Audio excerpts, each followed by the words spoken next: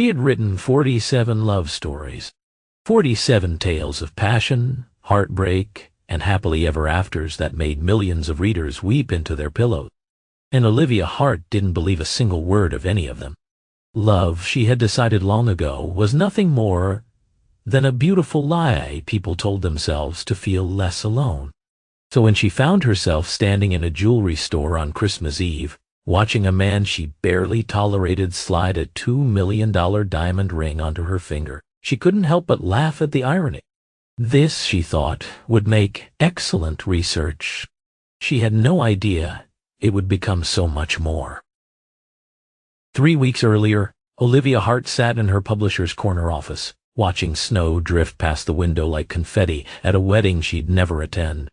Her latest novel, Hearts in December, had just hit #1 on every bestseller list that mattered, and yet she felt nothing but the familiar emptiness that came after finishing a book. "You've done it again, Olivia," said Margaret Blackwell, the 70-year-old publishing mogul who had discovered her 10 years ago. Margaret's office was warm and elegant, filled with first editions and photographs of literary legends. 3 million copies in the first week. Your readers can't get enough. Olivia forced a smile. They love the fantasy.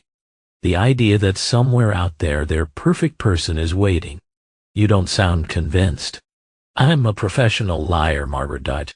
I sell dreams I don't believe in. She ran her fingers through her chestnut waves, a nervous habit she'd never broken.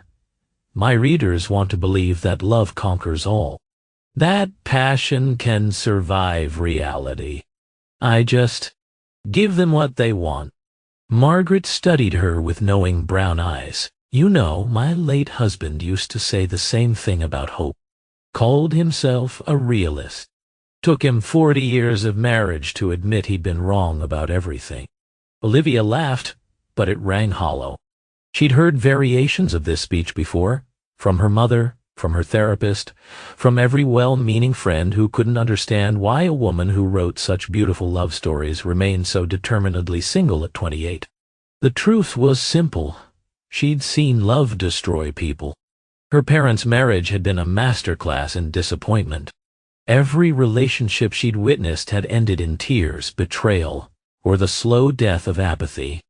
The love in her books was safe, contained between pages, controllable, perfect. Real love was chaos. I didn't call you here to discuss your personal life, Margaret continued, her tone shifting to business. I have a proposition, and before you say no, I need you to hear me out completely.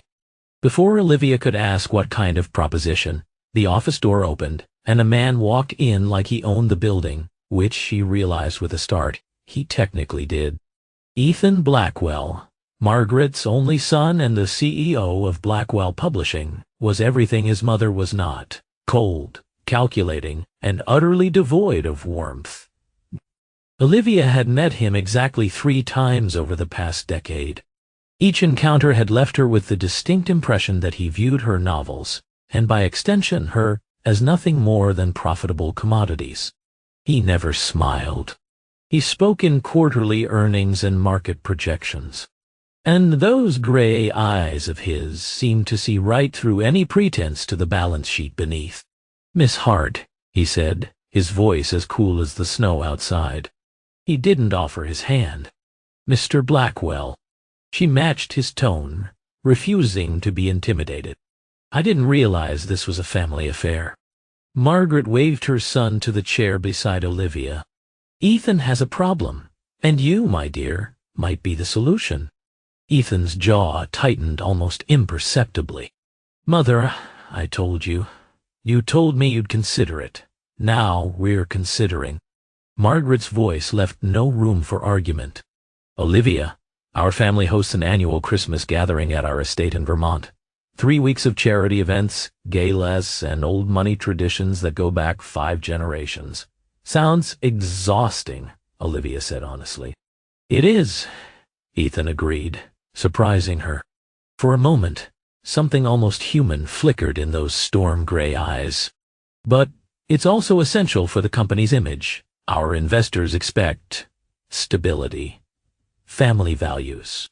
Margaret leaned forward. What my son is failing to articulate is that he's been engaged 3 times. Each engagement ended badly and publicly. The board is concerned that our CEO appears incapable of maintaining a relationship. Olivia couldn't help it. She laughed. So what? You want me to write him a better dating profile? No, Margaret said, her eyes twinkling. I want you to be his fiancée. The silence that followed was deafening. Olivia stared at Margaret, then at Ethan, waiting for the punchline.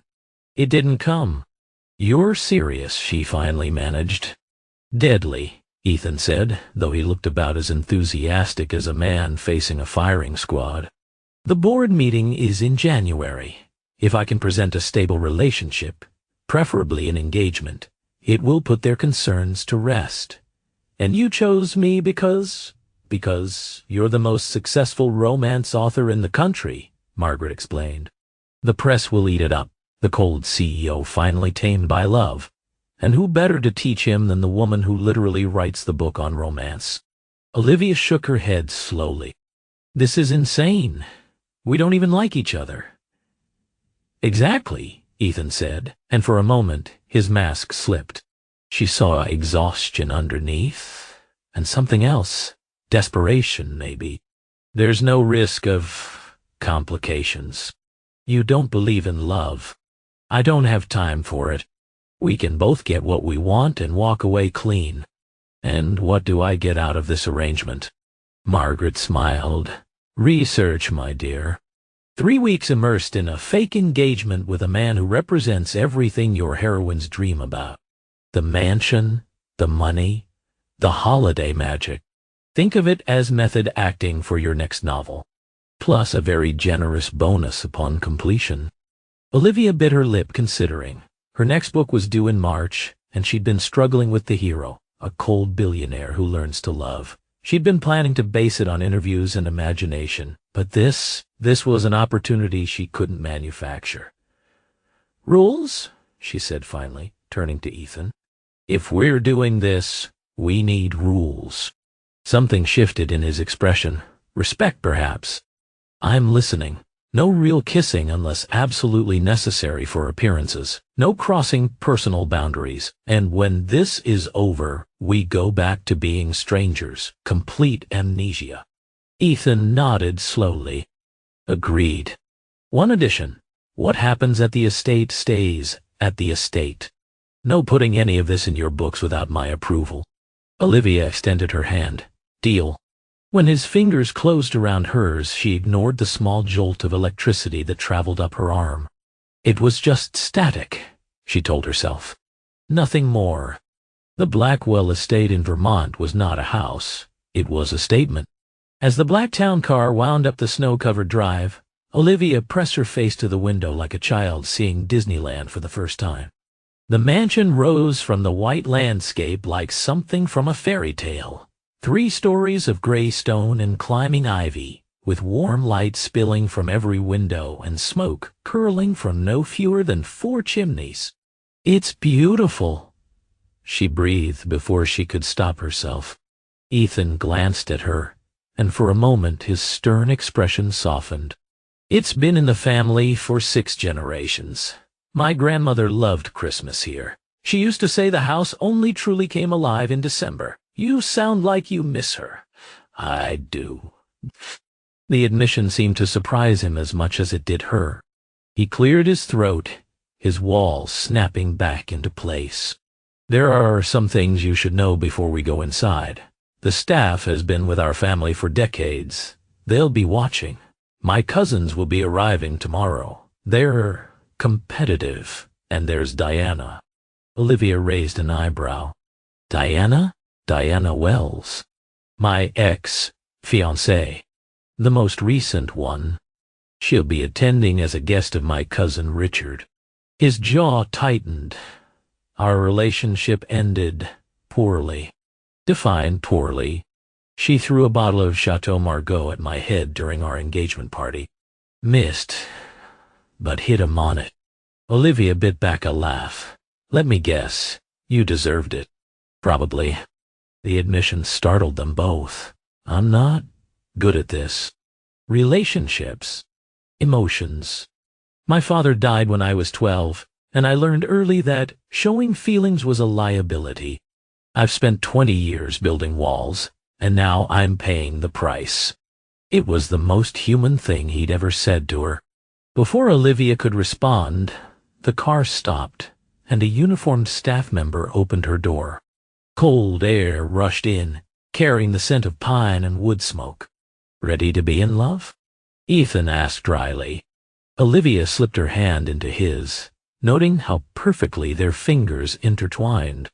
Let's give them a story worth remembering. The next few days passed in a blur of holiday preparations and careful performances.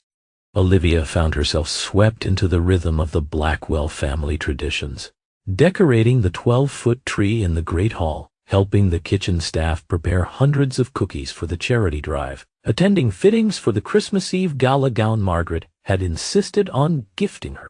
But it was the quiet moments that surprised her most. On the third night, she found Ethan alone in the library, a glass of whiskey forgotten on the table beside him, staring at a photograph. She hesitated in the doorway, but he must have sensed her presence. "My father," he said without turning. This was his favorite room. Olivia moved closer, drawn by something in his voice. The photograph showed a young boy with dark hair and a wide smile, sitting on the shoulders of a man who looked exactly like an older version of Ethan, but with warm, laughing eyes. "You look happy," she said softly.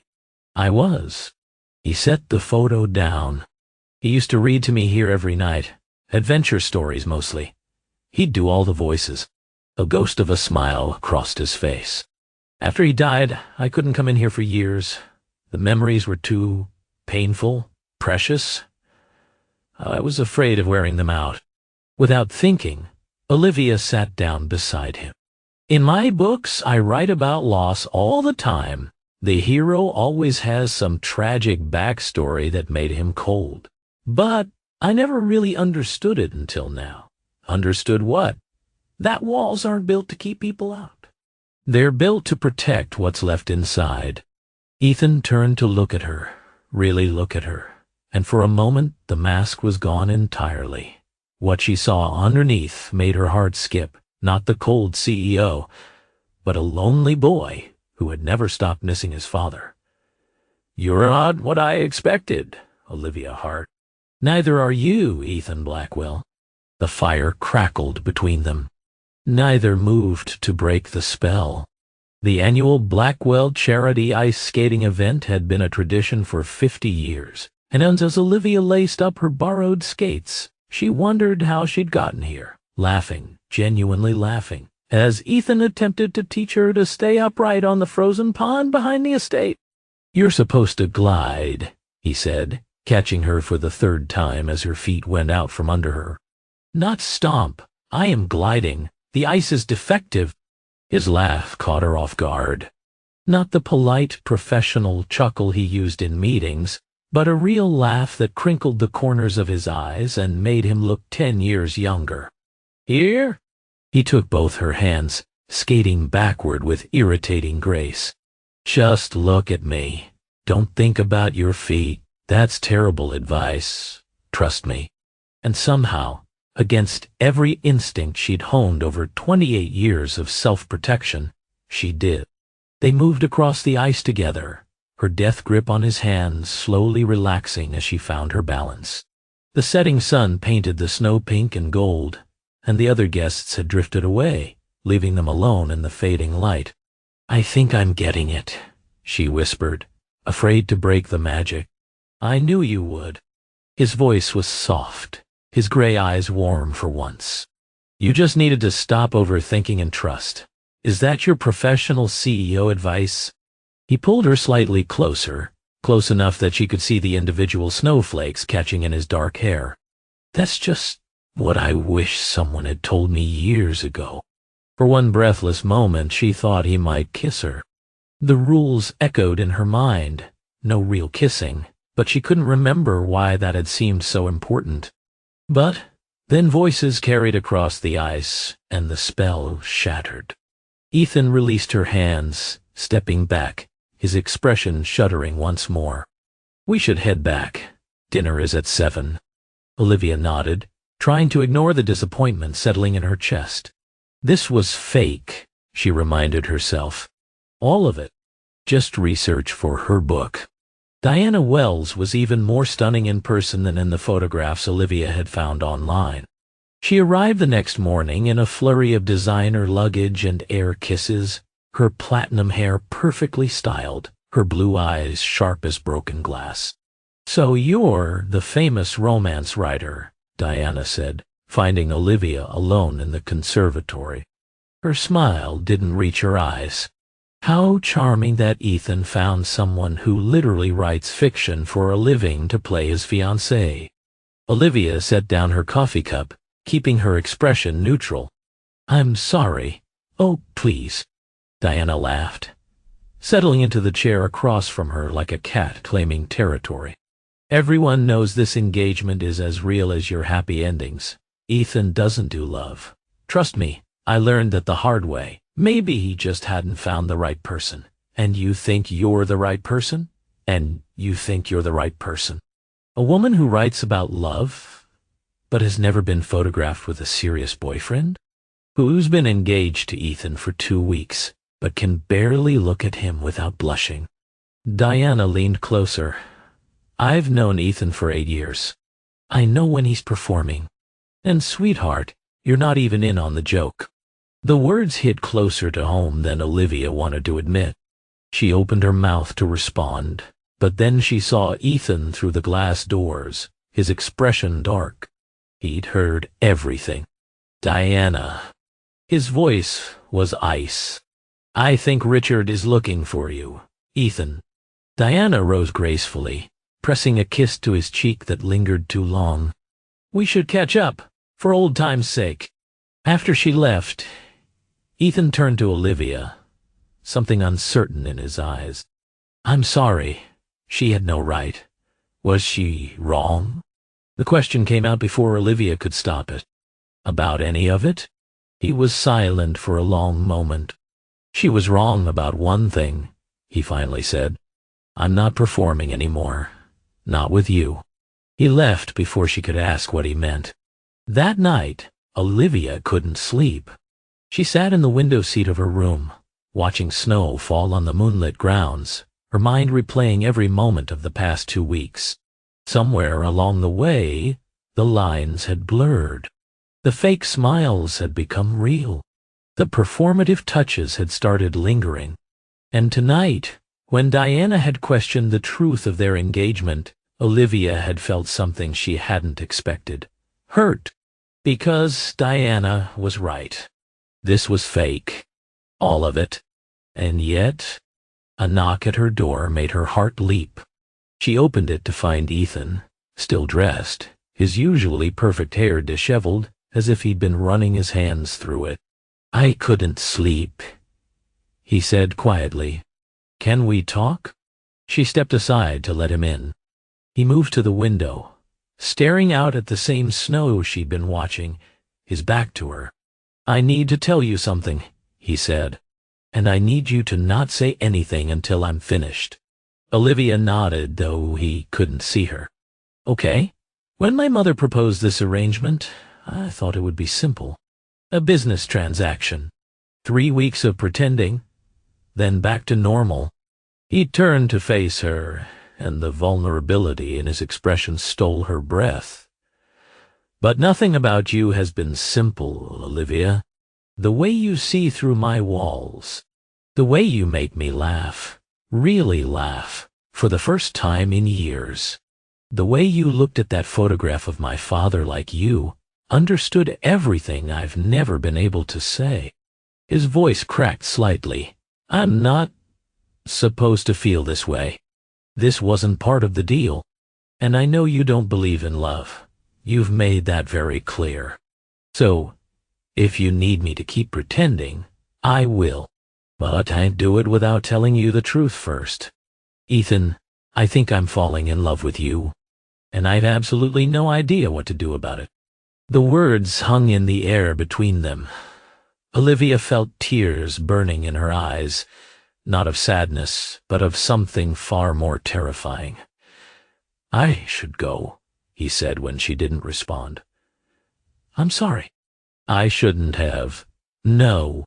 She caught his arm as he turned toward the door. "Don't go." The Christmas Eve gala was in full swing when Olivia descended the grand staircase. 200 guests filled the ballroom below, a glittering sea of evening gowns and tuxedos, champagne and candlelight. But she only had eyes for one person. Ethan stood at the bottom of the stairs, and when he looked up and saw her, he went completely still. She was wearing the emerald gown Margaret had chosen, a cascade of silk that matched her eyes exactly, with a neckline that made her feel both vulnerable and powerful. But it was his expression that made her heart stop. Not the cold CEO mask, not even the tentative warmth of their private moments. This was something else entirely, raw, unguarded, breathtaking. Olivia.N. Her name on his lips was a prayer. She reached the bottom step, and he took her hand, bringing it to his lips. "You're beautiful," he murmured against her knuckles. "That's inadequate, but I can't think of any words that aren't." "Then, don't use words." She saw the question in his eyes, the uncertainty. After last night's confession, they'd talked until dawn, sharing fears and dreams and all the broken pieces neither had ever shown anyone else. But they hadn't kissed, hadn't crossed that final line. Now, standing before 200 witnesses, Olivia made a decision. She reached up, cupped his face in her hands, and kissed him. It wasn't the polite kiss the rules had allowed for. It wasn't performance or research or anything she could pretend was fake. It was real, devastatingly, terrifyingly, beautifully real. When they finally broke apart, the ballroom had gone silent. Then Margaret started clapping, and suddenly everyone was applauding, and Diana was storming toward the exit, and Olivia didn't care about any of it. Because Ethan was looking at her like she'd just given him the world. "That wasn't in the contract," he said softly. "No, but..." She smiled, tears and joy mixing in her eyes. "Consider it a revision." Later that night, long after the last guest had gone and the candles had burned low, Olivia found herself back in the library with Ethan. Snow was falling heavily now, blanketing the world in white, and the fire had settled into glowing embers. "I have something for you," Ethan said, pulling a small velvet box from his jacket pocket. "I know we already did the ring thing, the fake one, but I wanted you to have something real." Inside was a different ring entirely. Not the enormous diamond from the jewelry store, but something smaller, infinitely more precious. An antique emerald surrounded by tiny diamonds, the green almost exactly the color of her eyes. "It was my grandmother's," he said quietly. "She wore it for 63 years. When she passed, she told me to give it to someone who made me believe in magic again." Olivia's vision blurred with tears. "Ethan, I know this started as a business arrangement. I know you don't believe in love, or you didn't. But I'm asking you now, not as part of any deal or contract." He sank to one knee, holding the ring up to her. "Olivia Hart, will you make this real? Will you let me spend however long you'll have me proving that love isn't just something you write about?" She thought about her 47 novels. All those happy endings she'd crafted for readers who wanted to believe. She'd thought she was selling a fantasy, a beautiful lie. But looking at this man, this complicated, wounded, unexpectedly wonderful man who had somehow slipped past every wall she'd ever built, she finally understood. Love wasn't a lie. It was a leap of faith. And for the first time in her life, she was ready to jump. "Yes," she whispered. "Yes, yes, yes." As he slipped the ring onto her finger, the clock struck midnight. Christmas morning. A New Beginning. And Olivia Hart, the romance writer who didn't believe in love, finally got her happy ending. The real one.